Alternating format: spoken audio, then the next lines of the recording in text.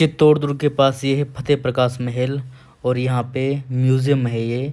और जो महाराणा प्रताप हैं उनके वंश के सभी चीज़ों को यहाँ पर संजो कर रखा गया है। ये किले का एक और इन्होंने मॉडल तैयार किया है। चित्तौड़गढ़ फोर्ट किस तरह बना हुआ है, मछली के आकार में दिखाया जाता है, कितने तालाब है, कितने मंदिर है, कितना लिविंग एरिया है। मैंने जो भी आपको अकबर के समय जो बताया गया था ना, मोहर मंगरी, वो ये बनी हुई है। अकबर ने इस दक्षिणी छोर पे ये मंगरी बनाई थी जिसको मोहर मंगरी बोला जाता है। यानी इसी के समान एक पहाड़ी, उस पर फिर तोप रख के फिर ये दीवार गिराई थी। अच्छा। ये भी प्रेजेंट टाइम में डियर पार्क है इतना सा। अच्छा। बीच में एक तालाब आया था, सबसे बड़ा तालाब है चित्रांगन तालाब। जी। ये भीमलत कुंड हो गया। ठीक। यहाँ से होते हुए हमने ये एक और अद्भुत नाथ मंदिर था, शिव जी का बहुत अच्छा मंदिर है। जी। नीलकंठ महादेव, यही किले के रास्ता है मेन सूरज पोल गेट से। ये किले की दीवार, ये पूरी वंशावली लिखी है। और ये लाखोटा बाड़ी, इस किले का एक और मेन गेट यानी इमरजेंसी गेट है। जी। नॉर्थ गेट बोला जाता है। ठीक। इमरजेंसी के लिए यूज़ किया जाता था। बारी छोटी सी होती है, गेट से थोड़ा सा छोटा होता है, जिसमें से ये अब ये मेवाड़ के ऐसे राजा हुए हैं जिनके बारे में देख सकते हैं। बप्पा रावल। बप्पा रावल, जिनको कालभोज के नाम से जाना जाता है। हरित ऋषि के आशीर्वाद से इन्होंने ये राजा बनने का प्रयत्न मिला था। ये राणा सांगा है, इनके एक हाथ काटे हुए थे महाराणा प्रताप के दादाजी। ठीक है। ये राणा कुंभा हुए हैं जिन्होंने मेवाड़ में बहुत सारी डेवलपमेंट करना, एक योरवर के रूप में जाना था। इनके इतिहास में आज तक कोई भी युद्ध नहीं हारे थे। हाँ। उनके बेटे ने मार दिया था इनको। उनके बेटे ने ही कटारगढ़ में उनको मार दिया था, जिनका नाम था उदा। ये उदय सिंह जी मेवाड़ के महाराणा प्रताप के पिताजी। और ये भोपाल सिंह जी हैं जिनने भोपाल सागर बसाया था। जो भोपाल सागर भी बसाया। और उसके बाद फतेह सिंह जी जो थे ना, जी। उनके बाद के हो गए ये जी। फतेह सिंह के बाद भोपाल। ये फतेह सिंह महल का है। ये फतेह प्रकाश हैं। जी। ये फतेह प्रकाश महल का है ना। यहाँ फतेह प्रकाश महल का डिज़ाइन है, इससे और डेवलपमेंट होगा ये। जी।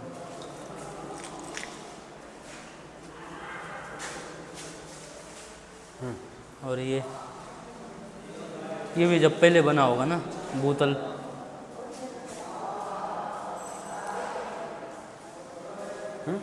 ये प्रथम तल है इसका। ये फर्स्ट सेकंड फ्लोर तक बना हुआ ना। जी। Ground floor, first floor, second floor. जी। ये महाराणा फतेह सिंह जी का स्टैचू है। अच्छा, ऐसे थे महाराणा फतेह सिंह जी। जी। ठीक है। लेकिन ये सेंट्रल गवर्नमेंट नहीं है, ये स्टेट गवर्नमेंट के अंडर में है। अच्छा, ये वाला। इसीलिए इसका अलग से एक टिकट और लेना पड़ता है। अच्छा। उसका सारा पैसा इनके अंडर में जाता है। इसका सिक्योरिटी, मेंटेनेंस सब स्टेट गवर्नमेंट करती है। अच्छा। फतेह प्रकाश महल, ये भी बहुत सुंदर महल बना हुआ है। अस्त्र शस्त्र दीर्घ। इसका तो कोई लेना नहीं, ये पुराने पत्थर हैं जी। जो खुदाई में निकले हुए हैं, जो कि अच्छा, कार्बन डेंटिंग का है।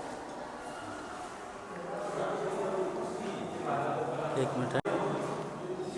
ये विभिन्न प्रकार के तीरे हैं और युद्ध के समय होने वाले विभिन्न प्रकार के कुल्हाड़ियाँ हैं।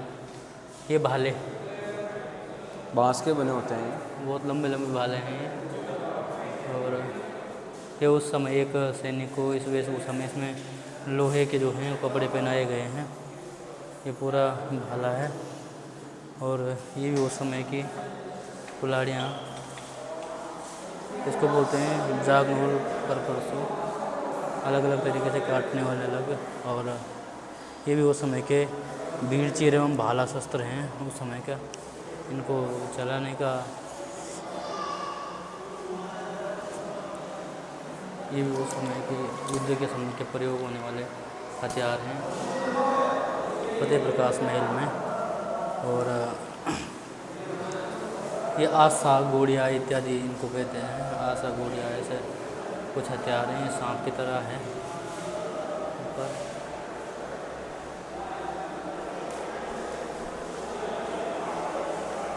ये तलवारें हैं उस समय।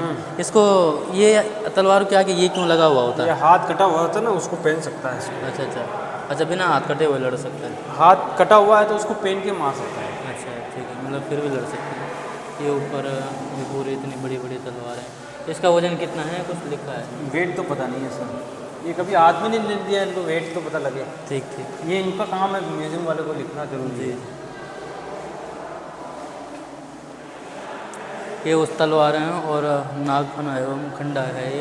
ये खंडा जो है अपनी सिख परंपरा में प्रयोग होता है युद्ध के लिए। इसमें उर्दू के कुछ शब्द लिखे हुए हैं। और प्राचीन काल में जो विभिन्न प्रकार की तलवारें हैं, ये उस समय की छोटी तलवारें हैं, बड़ी तलवारें हैं, तलवार और ये ढाल है उस समय का। ये भी इस प्रकार के सुसज्जित जो हथियारों का है, ये बहुत ही सुंदर है। यहाँ पे ये राइफल हैं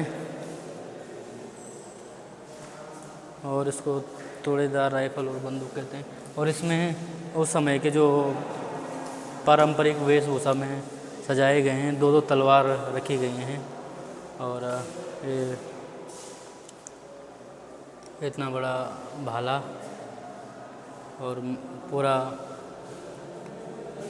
सिसोदिया वेशभूषा में सुसज्जित। ये महाराणा प्रताप है क्या? नहीं नहीं, अच्छा। इसके बाद ये बारूदानी, बारूद की पेटियाँ अच्छा ये बारूद की पेटियाँ, इसमें जो कमर पे बांधी जाती थी। जी कमर में बांध करके ऐसा बारूद इत्यादि रख सकते थे, क्योंकि मुग़ल जो है भारत में तोपों को लेकर के आए थे। और ये संगीन एवं ढालें, अब इतनी बड़ी बड़ी ढालें हैं, ये युद्ध के समय कैसे प्रयोग होती होंगे और उस समय के जो लोग होते होंगे वो कितने बड़े होते होंगे। ये आग्नेय अस्त्र, फिर से ये जो तोप हैं उस समय की छोटी छोटी, ये कंधे की तोप होती है, कंधे पे रख के फायर किया जाता है। जी कंधे, जैसे कहीं पहाड़ी इलाकों में जंगल में नहीं ले जा सकते तो कंधे पे। ये बंदूकें हो गई, छोटी छोटी बंदूक, रिवॉल्वर ना ये है। अब चलते हैं आगे की ओर। और यहाँ पे सुसज्जित जो अस्त्र हैं, ये उस समय के ढाल, चाकू इत्यादि, उस समय के ढाल, चाकू, अस्त्र शस्त्र इत्यादि। और ये हैं जागनोक, दाव एवं परसों, विभिन्न प्रकार के सुसज्जित हथियार हैं यहाँ पे। यहाँ पे जो है उस समय के जो तिरह बख्तर कहते हैं इसको, मतलब ये पूरे चेन की बनी हुई है और इसमें ये पूरा लोहा लगा हुआ है। और उस समय के जहांगीरकालीन कवच, ये जहांगीर के समय का कवच है और इसमें चमड़ा इत्यादि का जो है वो प्रयोग हुआ है और युद्ध के समय इसको पहन सकते हैं। बूमरमैन खेल रहे दिखे। ये उस समय के जो सुरक्षा करने लोग थे उनको लोहे के ऐसे वस्त्र पहनाए जाते थे और ये भाला इत्यादि उन पे लगा हुआ है और बहुत ज़्यादा भारी होता था। और देख सकते हैं कि इनका जो वज़न है वो कितना अधिक रहता होगा। उस समय का ही पूरा पैसा कम परवा, ये उस समय तो सर में रखने वाले ये हैं शिरोस्त्रण। अटक रहा गंदी नींद और नींद तो काट सका। ये छोटे छोटे जो हैं शिरोस्त्र, यानी कि सिर में पहनने वाले, इसके ऊपर कवच पहन सकते थे ताकि हथियारों का ना लग पाए, चोट ना लग पाए, ऐसा था।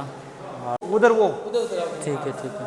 हमारा की ये है कि देख मरूंगा गस्त न बाबे गस्त में की बेकार काम है, यूँ तड़ा हुआ है। मैं बाद एबसेंट लगा था, अब ये आज नहीं क्यों थे, एबसेंट लगी है, प्रेजेंट कर देती। ये पूरा जो है चित्तौड़गढ़ का जो दुर्ग है उसका पूरा इस प्रकार से पहली बार क्यों चित्र लिया गया है। इस प्रकार से चित्तौड़गढ़ का दुर्ग बना हुआ है। गेस्ट घुमाऊँ जो मन के भी बनो। ये अगर हम जाते हैं तो अंदर ये पूरा म्यूज़ियम में शस्त्रागार से लेकर के सभी प्रकार के मुग़लों की तैयारियाँ, ये युद्ध का दिया गया है, किस प्रकार से युद्ध हुआ था, किस प्रकार से लोग, राजपूतों की तैयारी इस प्रकार से हुई थी, मुग़लों ने इस प्रकार से इसको तोड़ने का प्रयास किया था इस दुर्ग को। और ये पूरे उस समय जो योद्धा थे इन्होंने अपनी तोपें ऊपर से लगाई थी। जैसे दीवार टूटी है तो वापस दीवार को रिपेयर करने भी लग जाते थे मुग़ल लोग, नहीं अपने लोग यहाँ के। ठीक है, तुरंत रिपेयर करने। और इस प्रकार के सारे दरवाजे, और यहाँ से ही अपने लोगों की तैयारियाँ थी कि यहाँ से कैसे कैसे होगा, क्या क्या हम इसकी रक्षा के लिए रहेंगे। और ये इसकी दीवारें, दुर्गबंदी और जैसे युद्ध के किले की रणनीतिक तैयारियाँ, ये दुर्ग यहाँ पे बंद हो गए, ये पूरे द्वार बंद कर दिए गए हैं। और इस चित्तौड़गढ़ की घेराबंदी का है पूरा वीडियो, अंधेरे के कारण नहीं दिख पा रहा। चित्तौड़गढ़ का जो क्षेत्रफल है वो 305 हेक्टेयर है और ये वो यहाँ का गोमुख कुंड इस प्रकार से मछली के आकार का ये बना है, व्हेल के आकार का। और ये है कुंभलगढ़ का दुर्ग, जहाँ महाराणा प्रताप का जन्म भी हुआ था इस दुर्ग में। ये है रणथंभौर का किला, ये 112 हेक्टेयर में फैला हुआ है। ये है गागरोन का किला, ये 23 हेक्टेयर में फैला हुआ है। और ये है आम्बेर का किला, ये 30 हेक्टेयर में फैला हुआ है। जैसलमेर का किला ये 8 हेक्टेयर में फैला हुआ है। और ये वो सेक्शन है जो अभी वर्ल्ड हेरिटेज साइट है जी। जैसे सेकंड लिविंग फोर्ट आता है जैसलमेर, सोनारगढ़ जिसको कहा जाता है। जैसलमेर राजा भाटी ने बनाया था 11वीं सेंचुरी, जैसलमेर 8 हेक्टेयर में बसा हुआ है। इसको भी यूनेस्को ने अपने अंडर में लिया था 21 जून 2013 में। आमेर का किला है 30 हेक्टेयर में फैला हुआ है जी। और ये भी अभी वर्ल्ड हेरिटेज साइट है, यूनेस्को साइट है। और ये हैं गागरोन का किला आता है जो झालावाड़ की तरफ होता है, इसमें हीरामणि तोता भी पाया जाता है जी। और ये जो किला है 23 हेक्टेयर में है और ये भी वर्ल्ड हेरिटेज साइट है। रणथंभौर का ये रणथंभौर सवाई माधोपुर का किला कहते हैं इसको, रणथंभौर। 1301 में अलाउद्दीन खिलजी ने इस पर भी अटैक किया था, तो इसमें भी यहाँ की रंगा देवी और हमीरदेव सिंह चौहान लड़ते हुए मारे गए। तो अच्छा, हमीरदेव सिंह चौहान इसी का है। ये रंगा देवी जो थी उन्होंने फिर यहाँ पे जौहर किया था जी। जल जौहर। और ये आता है कुंभलगढ़ जी। हाँ, यहाँ तो ये भी वर्ल्ड हेरिटेज साइट है। और ये चित्तौड़गढ़ है जो एशिया का सबसे बड़ा फोर्ट और एशिया का सबसे बड़ा लिविंग फोर्ट कहा जाता है। जी। चलें यस।